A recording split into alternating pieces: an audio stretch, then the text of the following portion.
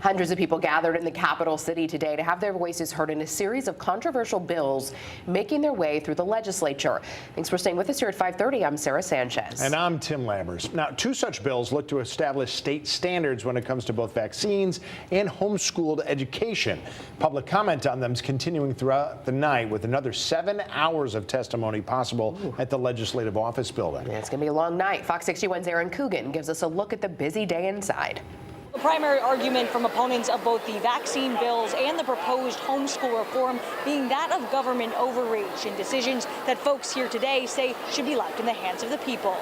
Designated overflow rooms, established time limits on public testimony, and swarms of people spilling into the corridors were just a few signs of the massive crowd at the Hartford Legislative Office Building. We want to preserve the freedoms that we have here in Connecticut. Each person patiently waiting their turn for a 3-minute stint on the stand. Public testimony heard for a series of bills pertaining to public health and education. This one-size-fits-all mandate sweeps aside the individual voices of your constituents and replaces medical judgment with government policy. Proposed legislation in both the House and Senate look to establish a statewide standard of care for immunizations, granting the Department of Public Health the power to determine a recommended vaccine schedule and exclude school vaccination requirements from the state's Religious Freedom Restoration Act.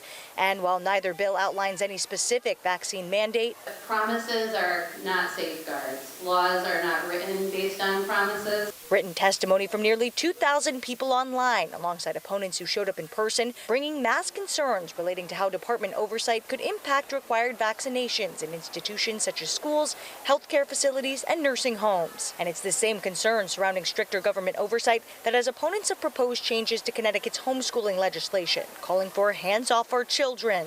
She's learning. She's excelling. It's just on a different level.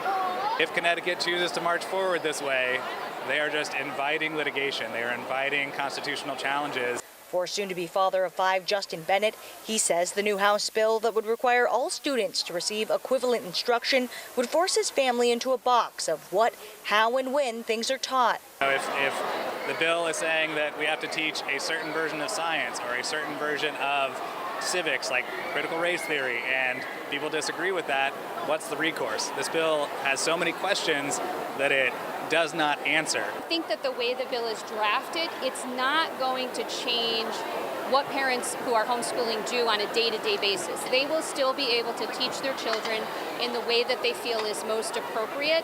What this bill would do is essentially, on a yearly basis, have them demonstrate what their child is doing. And as public testimony for the two vaccine bills is expected to go on for hours, a strict cutoff of midnight Thursday morning has been established. In Hartford, Aaron Coogan, Fox 61.